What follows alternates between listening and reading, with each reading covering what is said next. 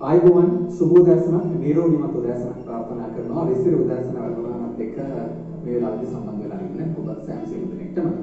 ඉතින් ඔබ දන්නවා මේ COVID-19 එහෙම නැත්නම් නව කොරෝනා වෛරස් තත්ත්වයේ හේතුවෙන් පසුගිය සමය පුරාවටම අපිට සිද්ධ වුණා අපේ වැඩ කටයුතු ටිකක් නතර කරලා නිවෙස් වලට වෙලා කාලය ගත කරා. අපිට සිද්ධ වුණා අපේ අධ්‍යාපන කටයුතු පොඩ්ඩක් නතර කරලා දාලා පොඩ්ඩක් නිවෙසට වෙලා ඉන්න. එහෙම නැත්නම් අපේ රැකියා කටයුතු අපිට නතර කරන්න සිද්ධ වුණා. මේ වගේ දේවල් හින්දා අපේ මුළු ලෝකෙම පොඩ්ඩක් එකතැන නතර වුණා වගේ හිතීමක් තමයි මේ තත්ත්වයත් එක්ක අපිට දාන්නේ. හැබැයි දැන් වෙනකොට ඔන්න යලිත් අපි ආයේ යම් තැනකට ඇවිල්ලා තියෙනවා. යම් විදිහට අපි ගොඩනගාගෙන තියෙනවා.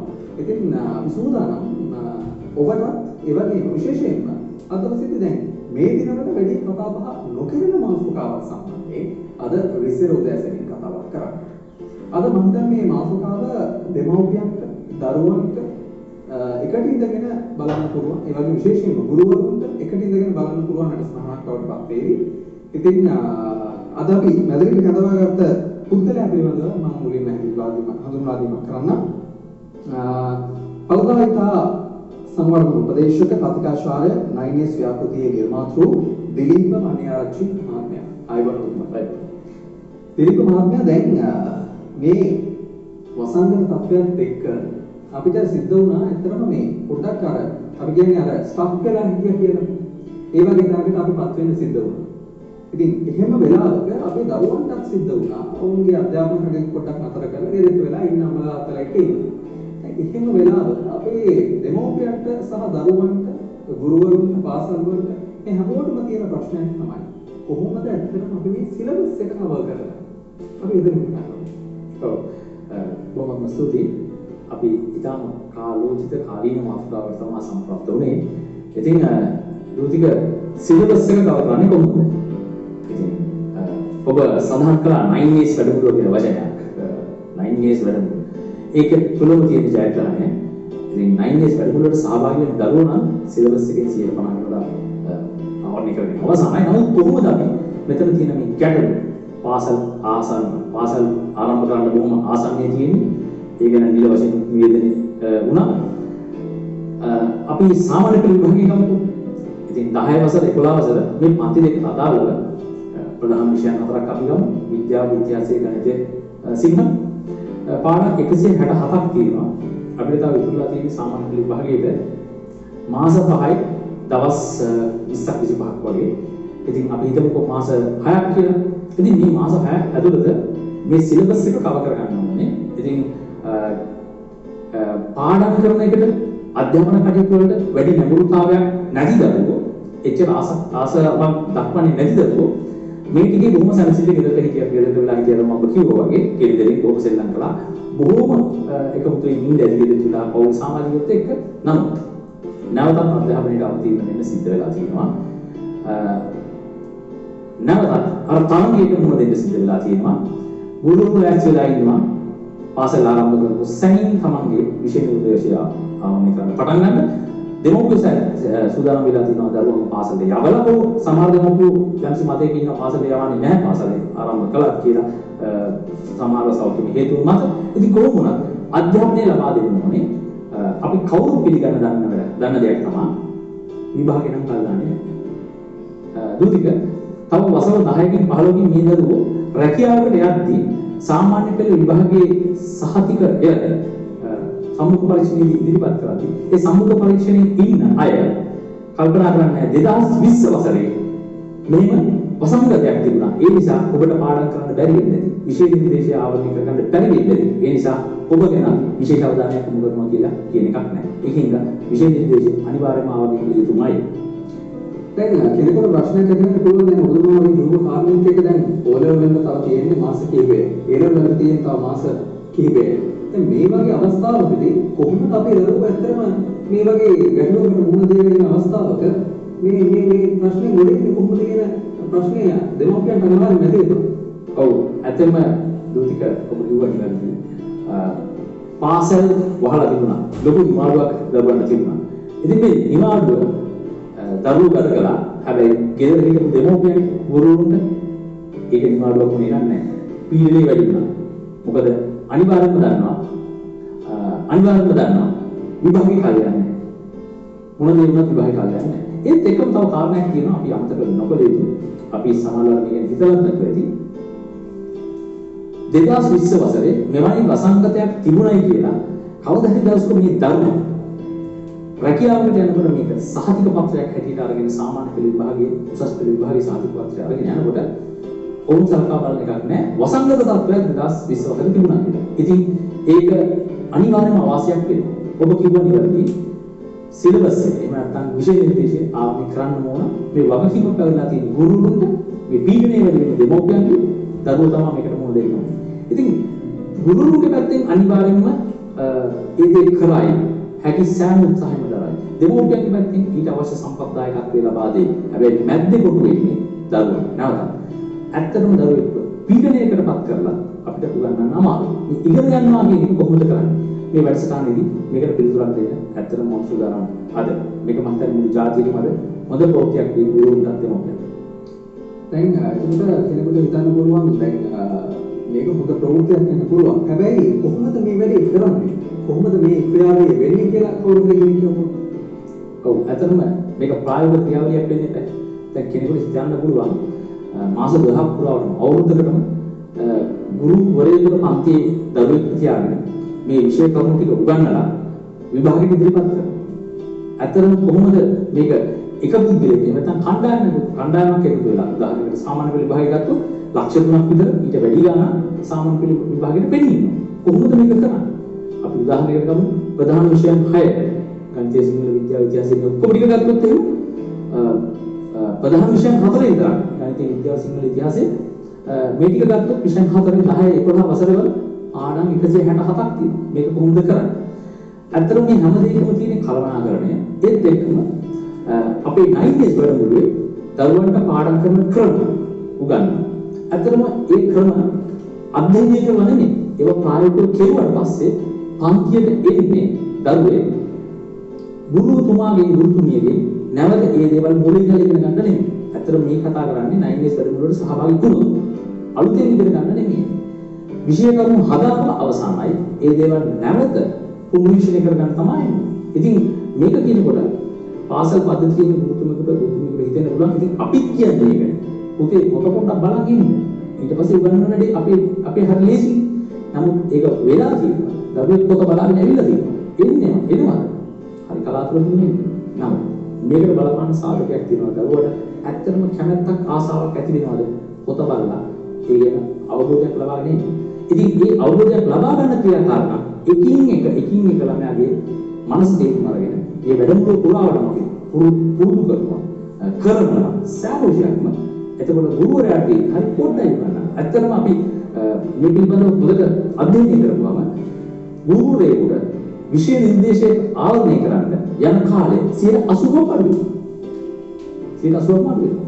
එතකොට 80ක් අඩු වෙනවා කියවම ගුරුවරයාට ඉතුරු මාස 5මාර 6 සාමාන්‍ය පෙළ විභාගයේ මාස 2 උසස් පෙළ විභාගයේ හරි පොඩ්ඩයි කරන්න තියෙන්නේ.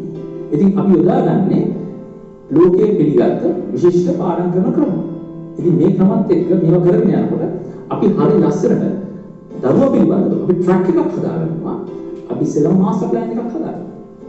විෂය නිර්දේශය ආවරණය කරන්නේ කවද වෙනකොටද පළවෙනි මාසයේ ගණිත, විද්‍යාව, ඉතිහාසය, සිංහල මේක අපි එහෙම නැත්නම් කොමර්ස්, වාණිජ්‍ය, accountancy, ජීව විද්‍යාව නම් කවදද අපි ඉවර කරන්නේ? මොන පාඩම? මාස්ටර් ප්ලෑන් එකක් හදාගන්න. මේ මාස්ටර් ප්ලෑන් එක උගලට දැන් කල්පුට්ටකින් තිරේ දැක්වෙනවා. මේ මාස්ටර් ප්ලෑන් එක හදාගත්තට පස්සේ දරුවා දන්නවා මෙන්න මේ කාල සීමාව වෙනකොට මෙන්න මේ පාඩම ඉවර වෙන්න ඕනේ. එහෙම නොවුන මම අලුත් දෙයකට මුණ පානවා. ඊට පස්සේ මේ මාස්ටර් ප්ලෑන් එකේ සති තියෙනවා. මාස ගානක් පුරාවටම පාඩම් දීලා තියෙනවා. ඉතින් මේ සතියක් අරගෙන ඒ සතිය අපි ගැන් chart එක සාමාන්‍යයෙන් අපි ව්‍යාපෘති කරනකොට මේ ගැන් chart එකක් පාවිච්චි කරනවා. ඒ ගැන් chart එකේ තියෙන්නේ සතියක් පුරාවටම කවදා කොයි පාඩම මොන මට්ටමින් ආවරණය කරනවද කියන එකයි තියෙන්නේ. ඉතින් හරිම ප්‍රායෝගිකයි මේක දුතික. ඊට පස්සේ මේ ගැන් chart එකෙන් අපි ගන්නවා daily goal sheet එක. දෛනික ඉලක්ක සටහන. එතකොට දවසකට තියෙනවා ළමයාට ආවරණය කරන්න කරුණු වල පාඩමේ ආවරණය කරන්න කොටස් තියෙනවා.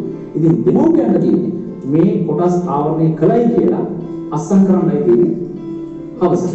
ඉතින් මේක හරියම ප්‍රායෝගික දෙමව්පිය දුරු ළමයා එකතු වෙලා දකින්න අත්දකින්න අපිට.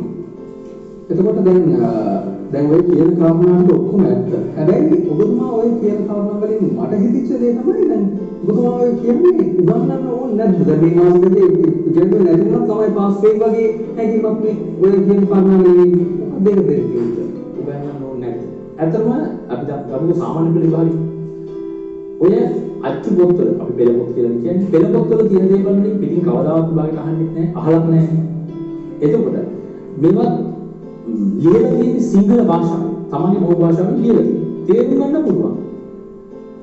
එක පාඩට සමහර වෙලාවට 20 වෙනි පාඩමට ගිහිල්ලා දැම්මොත් නම් දරුවෙකුට තේරුම් ගන්න බැරි වෙයි. නමුත් අපේ වැඩමුළුවේ 20 වෙනි පාඩමට දරුවෝ ගිහිල්ලා අතහැරියත් මේ පාඩම ඉඳලා දරුවාට පාඩම මොළේ දාගෙන අපි කියලා දෙනවා ඒක පාඩම් කරමු. මොකද ඔබ ගන්න යම්සි ඡේදයක්. ඒ ඡේදේ යට ඉඳන් උඩට කියවන්න උත්සාහ කරන්න බලන්න. ඒක කිසි අර්ථයක් නැහැ. පොඩි විකාර ගතියකුත් තියෙනවා. හැබැයි ඔබ උඩින් ඉඳලා පහළට කියවන්න ගන්න. top to bottom කියනවා ගලා යනවා. මොනවද ගලා යන්නේ? තොරතුරු. මේ තොරතුරු ඉහළ සිට පහළට ගලා යනවා. මේ ගලා යනම දක්වන සටහන ගැලීසලා. අන්නේ වගේ බොහොම සරල සටහනකින් තමයි අපි පටන් ගන්නේ. ඔබට හිතේ මේ සටහන් මේ විදිහට මෙහෙම වර්ණවත් ලෙස වක්‍ර රේඛා වර්ණයේ රූපය දාගෙන හදලා මේව උඹහන් ගිහලා ලියුවට ලකුණු හම්බෙන්නේ නැහැ. පොතක් කියනකොට ඒකේ කොමාව වචන වාක්‍ය ඕවානේ මතක හිටින්නේ. ඒ පොත කියනකොට ඒකින් ඇඳෙන රූපේ. ඉතින් මේ මනසේ ඇඳෙන රූපේ අපි ගැලීම් සටහනක් බවට පත් කරලා තියෙනවා. අම්මේ තාත්තේ හිතවත් උරුබෝතුනි. මේ ගැලීම් සටහනක් ඇඳලා පස්සේ අච්චු පොතයි කියන්නේ පෙළ පොතයි ගැලීම් සටහනයි දෙකම වහලා දරුවාට කියන්න මතකින් ඒක වාචන හා වාක්‍ය බවට පත් කරන්න කියලා. ඔබ මවිතේටපත් වෙනවා. ඔබ මවිතේටපත් වෙනවා. හැබැයි මේකේ තියෙන ටෙක්නික් එක තමයි වර්ණ ගලා ගන්න. ඒවත් ගලා යමක් තියෙනවා. ඒ එකින් එකට කරුණු සම්බන්ධ වෙනවා. මොකද උදාහරණයකට ඡේදයක උඩින් කතා කරගෙන ඉන්න කැකිරි මැද්දෙන් මధుර පොල් ගැන කතා කරලා අවසානයේ අලියේ තුنين ඉවර වෙන්නේ නැහැ. එකිනෙකට සම්බන්ධ වෙන ලින්ක් වෙන දේවල් තමයි තියෙන්නේ. ඉතින් මේ හැම පාඩමක්ම හදලා තියෙනවා. ඔන්න අපි ඉස්සෙල්ලාම පාඩම් ඇතුළේ තියෙන පළවෙනි වහස බලන්න. දැන් ඒක මේ කාලසටහන් ක්‍රමය සම්බන්ධයෙන් අපි කතා බහ කරන්නේ අපි මේ සම්බන්ධයෙන් තවදුරටත් කතා බහ කරන්න සූදානම්. අපි සූදානම් කෙටි විරාමයක් ලබා දෙන්න පිළිබඳව නැවතත් සාකච්ඡා කරන්න. අපි කෙටි විරාමයෙන් අතුරුව නැවතත් සූදානම් ඔබ වුණේ. ඔබ නැවතත් එකතු වෙලා ඉන්නේ විස්තර උදෑසන වර්තමානත් එක්ක අපි විරාමයට යන්න කලින් කතා කරමින් සිටියේ මේ කාලසටහන් ක්‍රමය සම්බන්ධයෙන් ඔබෙන් මම ප්‍රශ්නයක් අහන්න ඉතින් දැන් මේ කාලසටහන් ක්‍රමය සම්බන්ධයෙන් ඔබතුමා වැඩි මේ කියන්නේ ඒක ලොකුවට ඒක බලපාන්නේ නැහැ. නමුත් හැබැයි මේක දීලා බලන ළමයට වගේ එකක් තමයි ඔබතුමා කියන්නේ. මොකද්ද ඒක පොඩ්ඩක් පැහැදිලි කරන්න. කාලසටහන කියන්නේ අපි කාලයකට අනුවර්තනය වීමනේ. මේ දවස් අතරතුර මෙන්න මේ දේවල් ටික ඉවර කරන්න ඕන අවල් කාල සීමාව තුළ. ඉතින් ඔබ කරන්න පුළුවන්ද? ඔබට පුළුවන්. සාර්ථක වෙලා තියෙනවා. මම නම් හරිම අසාර්ථකයි ඒක. කාලසටහන ක්‍රමය මම නිර්භය වෙනවා. පාසලක ඉතාම වැදගත් ඉතාම සාර්ථක ක්‍රමයක්. නමුත් ගෙදර ඉන්න පාඩම් කරන දරුවෝ කාලසටහන නම් හරියන්නේ නැහැ. මම මේ කියන දෙයට එකක නොවන අයත් ඇති එකක වෙන අයත් ඇති. මම හැබැයි මගේ පරීක්ෂණ වලදී මම අත්දැකලා තියෙන්නේ කාලසටහන ක්‍රමය සාර්ථක කරනවා. පාඩම් කිරීම. ඒ කියන්නේ ඔබතුමා මේ කියන හදන්නේ මේ කාලසටහන ක්‍රමය අවතක්සේරු කිරීමක් ඔබතුමා මේ කරන්නේ. අපොයි නෑ. ඒක හොඳයි. අපිට නෑ ගලව ගන්න අඬුව නැත්නම් අපි වෙනත් මොකක් හරි දෙයක් පාවිච්චි කරනවා නැතුව හොඳයි. හැබැයි හොඳම දේ තියෙන්නේ. අපි කාලසටහන ක්‍රමය සම්පූර්ණයෙන්ම බැහැ කරනවාද කියන ප්‍රශ්නේ වහන්නේ. අපිට තියෙන්නේ තත්පර 86400 පැය 24ක් දවසකට.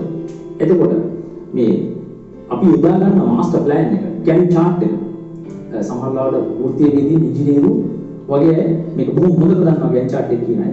ඒකද ඉතින් මේ ගැන් chart එක යොදාගත්තාම දවස තුල daily goal sheet එකක් තියෙනවා. මේ goal sheet එකේ දේවල් අද දවසේ ඉවර කරගත්තේ නැත්තම් මොනවද කරන්නේ?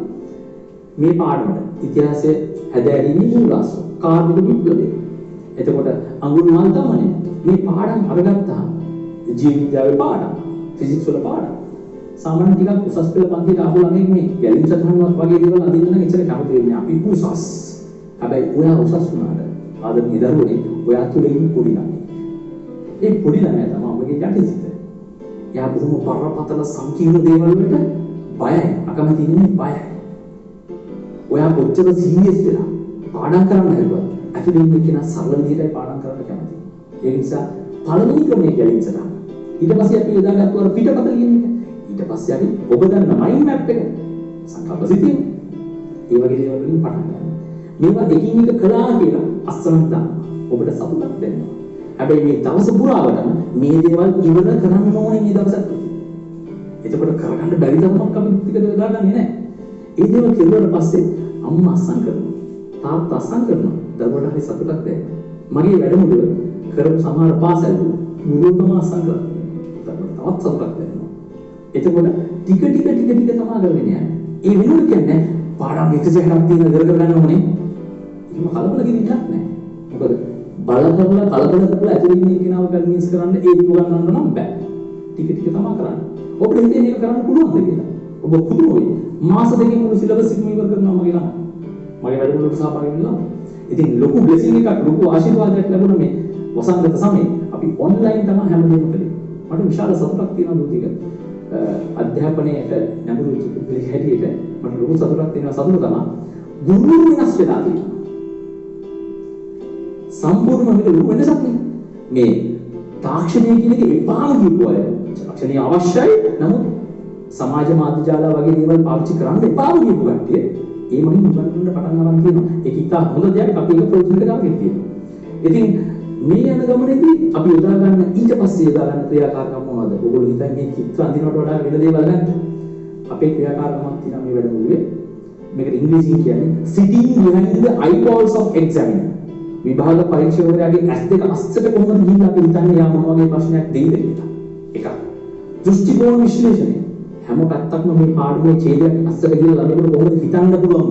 ඒ ක්‍රම කියලා. එතකොට එයා අන්තිමට එන්නේ ගුරුවරයාත් එක්ක ලොකු සම්බන්ධයක් ඇති කරගන්නවා. එතකොට දැන් කාලසටහනකට අනුව දැන් ඔබතුමා කියනවා මේ විදිහට කොහොම කළත් අපිට මේ මාස දෙකකින් මේක කොට දාන්න පුළුවන් කියලා. හැබැයි ඉතින් කෙනෙකුට හිතෙන්න පුළුවන් මේ ඇත්තටම කිව්වොත් එහෙම දැන් ඔබතුමා 9 days කියන ව්‍යාපෘතිය හඳුන්වා දෙනවා. දැන් මේ 9 days ව්‍යාපෘතියේ මොකද්ද මේකට ලැබෙන දායකත්වය? මොකද්ද මේකට ලැබෙන උදව්ව? කොහොමද මේක කරන්නේ කියන එක කවුරුහරි ප්‍රශ්න කළොත් එකක් තමයි මගේ YouTube channel එක. Born to Win කියන YouTube channel එකට යන්න පුළුවන්. තව Facebook page එකක් තියෙනවා සාපේල කියලා. එහෙම නැත්නම් Born to Win relationships කියන අපේ Facebook page එකට යන්න පුළුවන්. කොහොමද කරන්නේ? ඉතින් මෙන්න මේ වගේ පුංචි ක්‍රියාකාරකම් තමයි අපි එකතු කරගන්නේ. මාත් එක්ක මේ වෙනකොට ගුරු බහුදෙන සම්බන්ධ වෙලා තියෙනවා. විශේෂයෙන් ගත්තාම මහනුවර ධර්මරාජ විද්‍යාලය, එතකොට කටුකස්ව සාන්ත අන්තෝනි විද්‍යාලය, ද මැසනර් විද්‍යාලය, එතකොට සාන්ත බෙනඩික්ට් විද්‍යාලය, මේ වගේ විශාල විද්‍යාල ප්‍රමාණයක් මාත් එක්ක වැඩ කරලා තියෙනවා. ඉතින් ඒගොල්ලෝ දන්නවා වත්තල මීගම සාන්ත ජෝසප් විද්‍යාලය මෙහි විද්‍යාවකතුරු දන්නවා ඇත්තට මේකේ මොකක්ද කරන්නේ කියලා. ඔබට මම කියපු ක්‍රියාකාරකම් එක්ක දැන් අපි නැවත වාරයක් කාලසටහන ගැන කිව්වම මට හිතෙනවා ඒ කාලසටහන පිළිබඳව ඔබ අහපු ප්‍රශ්නෙට මම හරියට පිළිතුරු දුන්නේ නැහැ කියලා. කාලසටහනට පොදු වෙච්චාම උදේ 7:00 අපි හිතමු දරුවා වාඩි වෙනවා මේ විද්‍යාව පාඩමක් ඉවර කරන්න කියලා. කරගෙන යද්දී යාර ප්‍රශ්නයක් එනවා. ගෙදරට කවුරුහරි ඒක මගින් නවත්තන්න සිද්ධ වෙනවා. ඊට පස්සේ ඊළඟ කාලක්ෂේත්‍රයට යන්නේ අසතුටින්. එතකොට ඊළඟ පාඩමයට එයා පටන් ගන්නකොටම අසාර්ථකයි. ඉතින් දවස් අවසන් වෙනවා ලොකු කලකිරීමකින්. මෙතන කලකිරීම කියන එක සම්පූර්ණයෙන්ම අපේ ක්‍රමවේදය තුළ 9 days වැඩමුළුවක ඇත්තේ නැහැ. දරුවා කියන්නේ හැමතිස්සෙම චැම්පියන් කෙනෙක්. චූටි ෆ්ලෝ චාට් එකක් ගහපු ගමන්, ගැලීම් සටහනක් ගහපු ගමන්, මයින්ඩ් මැප් එකක් අඳපු ගමන් දරුවා චැම්පියන් කෙනෙක් වෙනවා. ඒක අම්මා තාත්තා දකින්න. ඔබට හිතේ අයියෝ සර් මේ මාස 6ක් ඇතුළත එක්ස්පෙරිමන්ට් කරන්න කාලයක් තියෙනවද? මේවා කරන්න කාලයක් තියෙනවා. ඇත්තද? මට සහයෝගය ලබා දෙනවා නම් රාජ්‍ය අනුග්‍රහයත් සමගම ඔබ වගේ මාධ්‍ය එකතු වෙලා ලක්ෂ 3ටම ප්‍රධාන විෂයන් 6ම මම උගන්වනවා. මාස 2කමාරක් 3ක් ඇතුළත මුළු විෂය නිර්දේශයම ආවරණය කරනවා. ඒක පොරොන්දුවක් නෙවෙයි අපි ප්‍රායෝගිකව ඔප්පු කරපු දෙයක්. දැන් ඔබට යම් කිසි අපි කියන්නේ මේ ඔබට ගැලන් කරන්න පුළුවන්ද? මාස දෙකකින් ළමෙක්ව එහෙම නැත්නම් මේ දරුවෙක්ව තමන්ගේ විභාගයේ පාස් වෙනවා කියලා ඔබගේ මේ ක්‍රමවේදය තුළ එහෙම පාස් කරන්න පුළුවන් කියන විශ්වාසය ඔබ තුළ තියෙනවා. ඔව්. දැන් ඔබට සුළු මොහොතකින් මේ වීඩියෝ දර්ශනයක් දකින්න ලැබෙයි. මහනුවර මහාමායා විද්‍යාලයේ දරුවෙක් කතා කරන්නේ. ඇය කතා කරන්නේ ඇය මගේ වැඩමුළුවට සහභාගී වෙලා ඇය ලබපු සාපේක්ෂ. තාම විභාගෙ කියලාත් නැහැ. වාර විභාගයක් කියලා මගේ එකම බලාපොරොත්තුව වෙන්නේ 9A's ඔලෙවලි කොහොමද ගන්න. ඉතින් මගේ ඒ ටාගට් එකට දැන් නම් යන්න තව ටික දුරයි තියෙන්නේ කියලා මට නම් හොඳට දැනෙනවා. ඒ මොකද කිව්වොත් 9A's workshop අපේ මොඩියුල් workshop එකට එකතු වෙන දවසේ ඉඳලා මම කන්ටිනියස් එකේ රෙස්ට් කරන්නේ නැතුව පාඩම් කරනවා කියන එකට මම ආදරය කරනවා. පාඩම් කරනවා කියන්නේ මොකක්ද? පාඩම් කරන විදිහ මොකක්ද කියලා දැනගන්න ආසද? එහෙනම් අනිවාර්යෙන් දැන් අපිත් එක්ක අතර ගන්න. අපි සාමාන්‍යයෙන් පාඩම් කරන මෙතනස් තමයි ෂෝට් නෝට්ස් ඔය කටපාඩම් කරනවා කියන ටයිම් ටේබල්ස් ඒවා තමයි සාමාන්‍යයෙන් අපි යුනිවර්සිටි භාවිත කරන විදිහ. ඒ වුණාට ඒ වගේ බැහැරදලා අපි වෙන ලෝකෙට යනවා. අපිට තියෙනවා අලුත් දේවල්, ඔයගොල්ලෝ අත්දැකීම් නැති දේවල්. ඒක අපි විනාශ අනිවාර්යයෙන් වෙනවා. අපි QWebs, flowcharts, mindmaps තව ගොඩක් කැටගරිස් එක අපි කරනවා අපි පාඩම් කරනවා. මේ මෙතන සමදැන්ව දැනගන්න. එන්න අපි සාමාන්‍යයෙන් පාඩම් කරන ටයිම් ටේබල් ක්‍රමයේ අතෑරියම අපිට තේරෙනවා කොහොමද පාඩම් කරන්නේ කියලා. අලුත් මෙතඩ්ස් වලින් අපි ආස ඉගෙන ගන්නවා. මොකද මේ මෙතඩ්ස් අපිට හරියට ඕන පොයින්ට්ස් විතරක් දෙන්න අපි දැන් පාඩම් වගේ සිලබස් එකේ කරලා දැන් තියෙන්නේ භාගයයි සිලබස් කවර් කරන්න තියෙන තව මාසයක් විතර මම මාසයක් විතර මගේ සිලබස් එකෙන් භාගයක් කවර් කරනවා අනිත් සතුටින් කියන්නේ ඒක. දැන් ඔබ ළඟින්නේ පාසලක ගුරුතුමියක් ඇයගේ දරුවා මගේ වැඩසටහනට සහභාගී වුණා. ඇය මේ අත්දැකීම් විදිහ තමයි මේ දැන් ඊළඟ වීඩියෝෙන් ඔබ දකින්නේ. පෞද්ගලික කොරෝනා ව්‍යසනයත් සමග ගෙදරට කොටු වෙලා දරුවගේ අධ්‍යාපන කටයුතු ගැන වැඩිපුරම සොයා බලන්න උනේ දෙමව්පියෝ වන අපිට. ඒ අවස්ථාවේ විවිධ ප්‍රශ්න පත්‍ර වැඩ පොත් දරුවාට ලබා දී ඒ ඇසුරෙන් දරුවාගේ අධ්‍යාපන කටයුතු නගා සිටවීමට උත්සාහ කරත් දැඩි අලස බවක් දැක්වුවා. ප්‍රශ්න පත්‍රයක් ගත්ත ටික වෙලාවකින් ඒ නවත්තලා නැගිටලා යනවා. හරි ප්‍රශ්නයක් වුණා මට මහා ගැටලුවක් දරුවගේ අධ්‍යාපනය කොහොමද ඉහළට ගන්න කියලා. ඒ අවස්ථාවේ අන්තර්ජාලයෙන් අහම්පෙන් වගේ දිලීප වන්නියාරච්චි ගුරුතුමාගේ මෙම 9A's වැඩමුළුව ගැන දැනගන්න ලැබුණා. හරිම සතුටුයි මගේ දරුවා දැනට මාසයක් තිස්සේ මෙම වැඩමුළුවට සහභාගී වෙනවා. මම ස්තුතිවන්ත වෙනවා මේ අවස්ථාවේ ගුරුතුමාට. මගේ දරුවා ඉතා සතුටින් ඉතා ක්‍රමවත්ව මේ වැඩ කටයුතු කරගෙන යනවා.